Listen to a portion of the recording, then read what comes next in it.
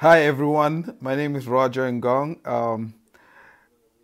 Thank you so much for tuning in. I would like to talk to you today about cybersecurity.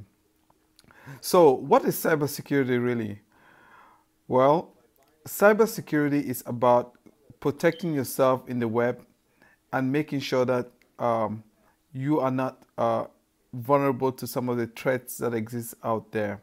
And it's really about, if you come to think about it, a very simple concept that says that you have information and you don't want that information to be uh, interfered with, to be accessed by people who are not supposed to access it.